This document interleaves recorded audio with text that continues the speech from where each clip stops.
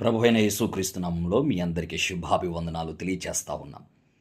మత్తయి సువార్త మొదటి అధ్యాయం మొదటి వచనాన్ని మనం గమనించినట్లయితే, అబ్రహాము కుమారుడగు దావీదు కుమారుడైన యేసుక్రీస్తు ప్రభు వంశావళి అని వ్రాయబడి ఉంది. ఇక్కడ మనకి అబ్రహాము కుమారుడు దావీదు, దావీదు కుమారుడు యేసుక్రీస్తు. అబ్రహాము పేరు క్రొత్త నిబంధనలోకి ఎక్కటానికి గల కారణం ఏంటి? అబ్రహాముకు ముందు ఎవరు లేరా? ఆదాము ఉన్నాడు, దేవుని పోలికలో ఉన్నాడు.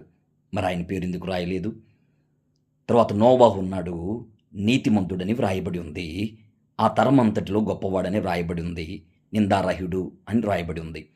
365 సంవత్సరములు దేవునితో బ్రతికినటువంటి హానోకు ఉన్నాడు, ఆయన పేరు రాయబడలేదు. అధిక సంవత్సరాలు జీవించిన మెతుషెల ఉన్నాడు, ఆయన పేరు రాయబడలేదు. ఏనోషు ఉన్నాడు, ఆయనతో ప్రార్థనలు ప్రారంభించబడ్డాయి, ఆయన పేరు వ్రాయబడలేదు. మరి అబ్రహాము పేరు రాయటానికి గల కారణం ఏమిటి?